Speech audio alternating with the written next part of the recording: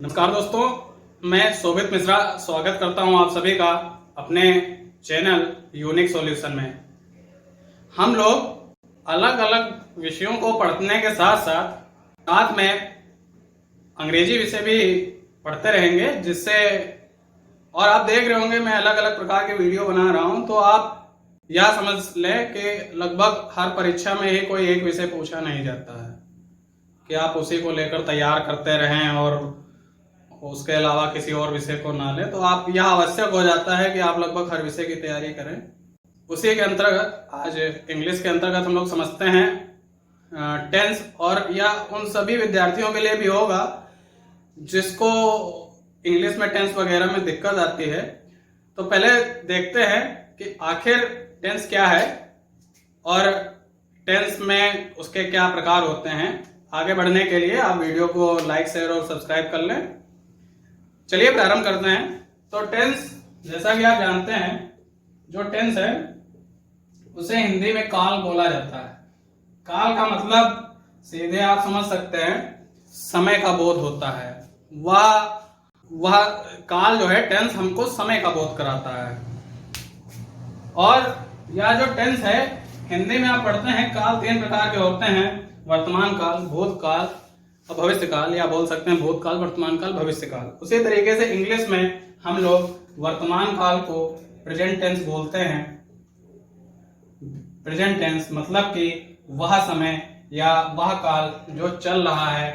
Number 2 पे आप बोल सकते हैं कि जो बीता हुआ समय है, उस बीते हुए समय के लिए हम लोग बोल देंगे पास्ट टेंस। बीते हुए समय के लिए क्या बोल देंगे? Past tense. और जो समय भविष्य में आने वाला है, उस समय के लिए क्या बोल देंगे? Future tense. Future tense. Tense काल के अंतर्गत present tense, past tense, future tense सभी को इस बात से परिचित है। और आप एक बात और समझ लें कि अगर आपको टेंस की जानकारी सही से है तो आप मान लीजिए कि जो इंग्लिश स्पीकिंग है उसका आधार समझ जाते हैं। अगर आपको टेंस की विधिवत जानकारी है तो ये जो तीन टेंस हैं, present tense, past tense, future tense, इन सभी के चार चार अंग और हैं, जिसमें सबसे पहला प्रेजेंट टेंस का, जो यह प्रेजेंट टेंस है, इस प्रेजेंट टेंस का प्रेजेंट इंडेफिनिट टेंस।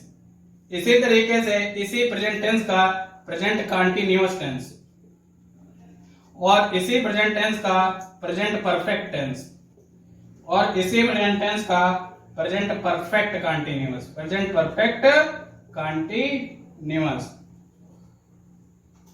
तो इसी तरीके से यह जो है, जिस तरीके से प्रेजेंट टेंस के हम लोगों ने पार्ट करे, present indefinite, present continuous, present perfect, present perfect continuous, उसी प्रकार से यह जो पास्ट है, इसके भी चार प्रकार होंगे: past indefinite, past continuous, past perfect और पास्ट परफेक्ट कंटीन्यूअस। उसी तरीके से future indefinite, future continuous, future perfect और फ्यूचर परफेक्ट कंटीन्यूअस। यह तो सब आप इसी बात से परिचित है। तो आप देखेंगे 4 4 8 और 4 8 3 8 4 12।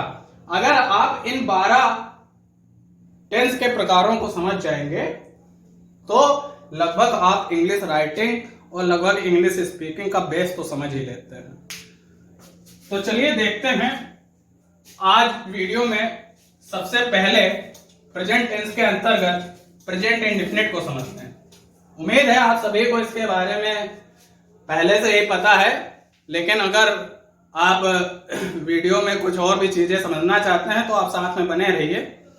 Present indefinite tense, present indefinite tense, present indefinite tense, आप इस बात से परिचित है कि आखिर प्रेजेंट इंडेफिनिट टेंस को पहचानते हैं। आप शुरुआत से पढ़ते आए हैं, ता है, ती है, ते है। ये जो अगर किसी सेंटेंस के वाक्य के अंत में आपको लगे हुए मिल जाते हैं तो आप बोल देते हैं कि यह प्रेजेंट इंडेफिनिट टेंस का भाग है। तो आप कह सकते हैं जो इसकी पहचान है वह क्या है? ता है, ती है, ते हैं। यह सारे प्रेजेंट इंडेफिनिट की पहचान है, वाक्य के अंत में आते हैं। और जैसे कि आप उदाहरण देते हैं, श्याम नदी में तैरता है, चिड़िया उड़ती हैं, वे बाजार जाते हैं, मोहन क्यों नहीं आता है। यह सारे सेंटेंस ता है, ती है, ते हैं या प्रेजेंट इंडेफिनिट टेंस के उदाहरण में आ जाते हैं। तो आखिर इनको हम लोग किस प्रकार हिंदी से इंग्लिश में परिवर्तित करें? तो आप टेंस को पढ़ने से पहले सेंटेंस से अगर परिचित नहीं है तो किसी और वीडियो में सेंटेंस से परिचित करा दूंगा। लेकिन सेंटेंस को आप ध्यान रख लीजिएगा कि कॉमनली जो साधारणतः हम लोगों के सामने जो सेंटेंस आते हैं इन टेंसों से, वह या तो असर्वेटिव सेंटेंस हमको इंग्लिश में परिवर्तित करने को कह देता है, या तो हमको इंट्रोगेटिव सेंटेंस कह देता है। ठीक है, तो आप इन दो को जरूर ध्यान रखिएगा। असर्वेटिव के अंतर्गत ही आपने पढ़ा होगा अफर्मेटिव आता है। असर्वेटिव जो सेंटेंस होते हैं उसी के अंतर्गत अफर्मेटिव होते हैं, और जो असर्वेटिव सेंटेंस होते हैं उन्हीं के अंतर्गत नेगेटिव सेंटेंस होते हैं।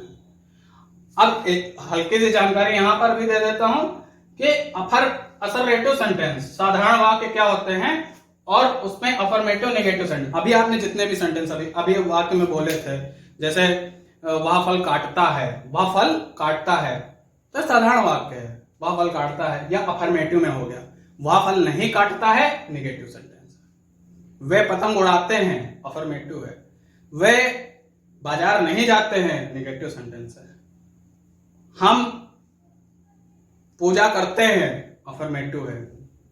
वे अपने बड़ों का आज्ञा का पालन नहीं करते हैं, नेगेटिव सेंटेंस है। अब इंट्रोगेटिव सेंटेंस भी दो प्रकार के होते हैं, या जो इंट्रोगेटिव है या भी दो प्रकार के होते हैं। एक सेंटेंस यस नो टाइप, एक सेंटेंस कौन से होते हैं? यस नो टाइप, और एक सेंटेंस होते हैं WH type. Yes no type sentence क्या होते हैं? आपसे कोई भी प्रश्न किया जाए, आप उसका दो प्रकार से उत्तर दे सकते हैं। मैंने अगर आपसे पूछ दिया क्या आप चाय लेना पसंद करेंगे या चाय लेना पसंद करते हैं, तो आप आंसर दे सकते हैं यस या नो। क्या आपको मूवी देखना पसंद है, आप आंसर दे सकते हैं यस या नो। लेकिन अगर मैं यहीं पे आपसे पूछ दूं कि आपका क्या नाम है, तो आप उसका आंसर यस नो में नहीं दे सकते हैं, आपको उसके लिए अपना नाम बताना पड़ेगा। आपकी माता जी ने आपसे पूछ दिया तुम बाजार क्या खरीदने जा रहे हो, तो आपको आंसर देना पड़ेगा क्या खरीदने जा रहे हो। तो उसी तरीके से ऐसे प्रश्न जिनका आंसर आप यस नो में दे सके वो यस नो टाइप होते हैं, और ऐसे प्रश्न जिसमें आपको उसका आंसर यस नो से हटकर उसका कुछ रीजन कारण बताना पड़े वह WH टाइप होते हैं। तो आप इनको पहचान लीजिए, क्योंकि यह जो सेंटेंस हैं, सेंटेंस के जो टाइप हैं, जो प्रकार हैं, उन्हीं को हम लोग प्रेजेंट इंडेफिनिट टेंस के अंतर्गत और जितने भी टेंस पढ़ेंगे उनके अंतर्गत हम लोग दूसरे टेंसों में बदलेंगे, परिवर्तित करेंगे। तो चलिए, ता है, ती है, ते हैं, हम लोगों ने इसकी पहचान तो देख लिया। तो आखिर आप इसमें अलग अलग प्रकार पढ़ते होंगे। सबसे पहले, और इन्हीं को हम चार को देखेंगे आज, अफर्मेटिव सेंटेंस को कैसे बनाते हैं। अफर्मेटिव सेंटेंस को कैसे बनाते हैं, तो आप बस सुन लीजिए, मेरे सेंटेंस को सुन लीजिए। आपने अभी वह फल काटता है, मैंने एक सेंटेंस बोला, यह अफर्मेटिव है। कैसे बनेगा? तो इसको बनाने के लिए आप ध्यान रखिए, सब्जेक्ट, एस का मतलब सब्जेक्ट आएगा, कर्ता, वर्ब की फर्स्ट फॉर्म, इसका मतलब होता है वर्ब की फर्स्ट फॉर्म, और साथ में एस या ईएस लगेगा। साथ में क्या लगेगा? एस या ईएस लगेगा। याद रहे, एस या ईएस तभी लगता है अगर ये सिंगुलर है। अगर ये सिंगुलर है तो एस या ईएस लगेगा, लेकिन अगर प्लूरल है तो ये एस या ईएस नहीं लगेगा।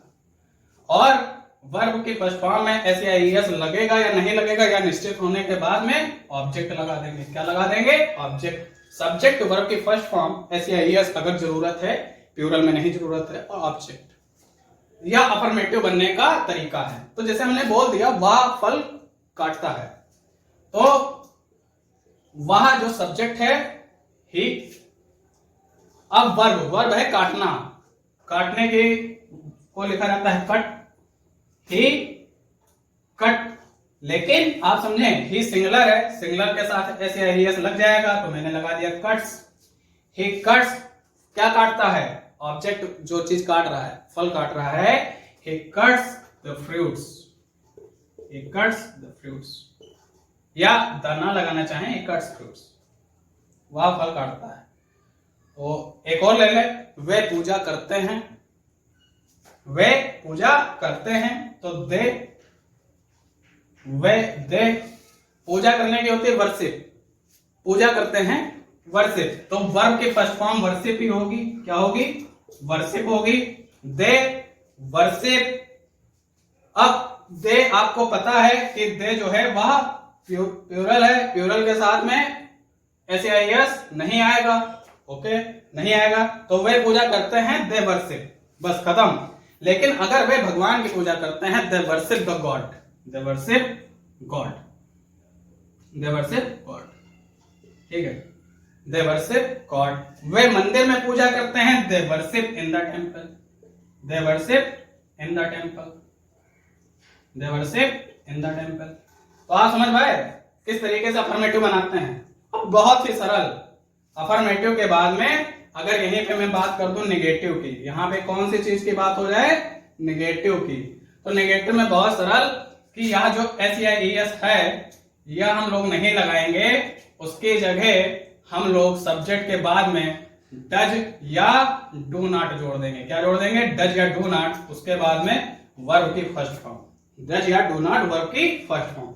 इन्हीं उदाहरणों से ले लें, जैसे कि मैंने बोल दिया वह फल नहीं काटता है, वह फल नहीं काटता है, तो अब जो हमारा सब्जेक्ट हो गया ही, ये तो सिंगुलर है, सिंगुलर, हाँ ये ध्यान रखिएगा, जो डज लगेगा वो सिंगुलर के साथ लगेगा, और जो डू लगेगा ये प्लूरल के साथ लगेगा। तो या तो सिंगुलर है तो सिंगुलर के साथ क्या आ जाएगा? डज आ जाएगा। तो ही डज, ही डज, उसके बाद क्या लगा देंगे? Not, he does not. फिर वर्ब की फर्स्ट फॉर्म, वर्ब की फर्स्ट फॉर्म क्या हो जाएगी? Cut, he does not cut, क्या नहीं काटता है? फल नहीं काटता है। he does not cut fruits, he does not cut fruits। अब इसी तरीके से हम दूसरा ले लें कि वे मंदिर में पूजा नहीं करते हैं, तो दे प्लूरल है, प्लूरल के साथ में क्या लगता है? Do not, they do not, और वर्ब की फर्स्ट फॉर्म क्या हो जाएगी? Worship, they do not worship in the temple, तो मंदिर में पूजा नहीं करते हैं। तो उम्मीद है आप अफर्मेटिव और नेगेटिव जो कि असर्वेटिव है, आप उसको समझ चुके हैं। अब इंट्रोगेटिव की भी बात कर लें। इंट्रोगेटिव में कुछ नहीं करना है, जो ये लिखा था सब्जेक्ट। अब जो इसमें यस नो टाइप है, इसमें अगर यस नो टाइप आपको बनाना है, कैसा सेंटेंस बनाना है? यस नो टाइप बनाना है। तो जैसे कि हम उन्हीं उदाहरणों को लेते हैं जो हम पीछे ले चुके हैं। वह फल काटता है, इसको लिया था। तो अगर यस नो टाइप में हम लेना चाहें तो हम लोग इसमें पूछ सकते हैं क्या वह फल काटता है, तब आप उत्तर दे सकते हैं हाँ या ना। तो उसी को ले लेते हैं, यस नो टाइप का एक सेंटेंस ले लें। तो यस नो टाइप में सबसे पहले क्या करते हैं कि डू या जो डज है इसको शुरुआत में ले आते हैं, डू या डज। लेकिन ये बात याद रहे, अगर सब्जेक्ट सिंगुलर है तो सिंगुलर के लिए डज लगेगा, सिंगुलर के लिए क्या लग जाएगा? डज। प्लूरल के लिए क्या लग जाएगा? डू। प्लूरल के लिए क्या लग जाएगा? डू। तो डू या डज सब्जेक्ट, वर्ब की फर्स्ट फॉर्म, वर्ब की फर्स्ट फॉर्म और ऑब्जेक्ट। तो जरा इसको समझ जाए कि क्या वह फल काटता है, वह क्या है? वह सिंगुलर है। वह क्या है? वह तो सिंगुलर है। सिंगुलर के लिए क्या आ जाएगा? डज। क्या आ जाएगा? डज। क्या आ जाएगा? डज। अब सब्जेक्ट क्या आ जाएगा? ही। क्या आ जाएगा? ही। वह सब्जेक्ट है, तो डज ही कट। अब वर्ब की फर्स्ट फॉर्म है ना, कट और fruits. Does he cut fruits. हाँ याद रखिएगा, क्वेश्चन मार्क लगेगा लास्ट में। डज ही कट फ्रूट्स, क्या वह फल काटता है? लेकिन अगर यहीं पे आगे बात कर ले, पहले इसकी WH की भी बात कर ले, WH टाइप हो। हाँ, इसके दूसरे उदाहरण की भी बात कर ले। वे मंदिर में पूजा, क्या वे मंदिर में पूजा करते हैं? तो वे के लिए हम लोग क्या लिख रहे थे? दे। क्या लिख रहे थे? दे। तो दे क्या वे? तो डू, क्योंकि दे प्लूरल है, डू दे वर्ब की फर्स्ट फॉर्म क्या हो जाएगी? Worship. Do they worship in the temple, do they worship in the temple. समझ गए ना? तो इस तरीके से यस नो टाइप को हम लोगों ने समझ लिया। लेकिन अगर WH टाइप हो जाए, WH टाइप हो जाए तो WH टाइप में क्या करें? कुछ नहीं, आपको याद रख लेना है कि जो ये फॉर्मेट था डू डज और प्लस सब्जेक्ट प्लस वर्ब की फर्स्ट फॉर्म और प्लस ऑब्जेक्ट, इसमें कुछ नहीं करना है। पहले क्वेश्चन वर्ड को जोड़ दें। पहले क्या करें? क्वेश्चन वर्ड को जोड़ दें। जैसे कि यहाँ पे अगर हम लोग क्वेश्चन वर्ड लेना चाहें, क्या वह फल काटता है, अगर यहीं पे क्वेश्चन वर्ड ले लें, वह फल क्यों काटता है, तो इसका आंसर आप यस नो में नहीं दे सकते हैं। क्यों? रीजन बताना पड़ेगा, कारण बताना पड़ेगा। तो वह फल क्यों काटता है, तो जो क्वेश्चन वर्ड है वह क्यों है, तो क्यों के लिए क्या आ जाएगा? सबसे पहले क्वेश्चन वर्ड क्यों के लिए क्या आता है? वाई, और आगे वही रहेगा, आगे वही रहेगा। वाई मतलब कि डू या डज, तो वह है, वह के सिंगुलर है, सिंगुलर के लिए क्या लग जाएगा? डज। वाई डज कौन? He. Why does he cut fruits, why does he cut fruits, वह फल क्यों काटता है। लेकिन अगर किसी के अगले में बात कर ले, मंदिर में, वे मंदिर में पूजा करते हैं, तो अगर वे मंदिर में पूजा करते हैं, इसको ले लें, वे मंदिर में पूजा क्यों करते हैं, या वे मंदिर में पूजा कब करते हैं, तो क्वेश्चन वर्ड क्या हो गया? कब। व्हेन दे के लिए क्या आ जाएगा? Do. When do they worship, when do they worship in the temple, when do they worship in the temple, when do they worship in the temple. तो आप ये तो समझ गए कि किस तरीके से हम इन चार को प्रेजेंट इंडेफिनिट टेंस में बदल देते हैं, बड़ी आसानी से समझ गए होंगे। लेकिन इसके साथ में इस यस नो में और WH टाइप में निगेटिव भी आ जाए। अभी आपने निगेटिव असर्टिव में पढ़ा था, लेकिन अगर निगेटिव इसमें भी आ जाए, वह फल, यहां पे हमने बोला था वह फल क्यों काटता है, अब अगर यही पे कोई और बोलना चाहे, वह फल क्यों नहीं काटता है, वह फल क्यों नहीं काटता है, तो आपको कुछ नहीं करना है। याद रखिएगा, या जो सब्जेक्ट है उसके बाद में नॉट लगा दीजिएगा। Why does he not cut fruits, समझ गए? बस इसके बाद में नॉट लगा दीजिएगा। इसी तरीके से इसमें यस नो टाइप में भी क्या वह फल काटता है, या था क्या वह फल नहीं काटता है, ऐसा पूछ दिया गया होता तो यहां पर ही के बाद क्या लगा देते? Not. Does he not cut fruits, क्या वह फल नहीं काटता है। तो इस तरीके से उम्मीद है आपको प्रेजेंट इंडेफिनिट टेंस के जो साधारणता वाक्य होते हैं बनाना सीख पाए होंगे छोटे से वीडियो में। इसी तरीके से आप वीडियो को से जुड़े रहने के लिए चैनल को सब्सक्राइब कर लें, साथ में वीडियो को आप लाइक और शेयर कर दें, जिससे इन चीज़ों का फायदा आपके मित्रों को भी पहुंच सके। धन्यवाद।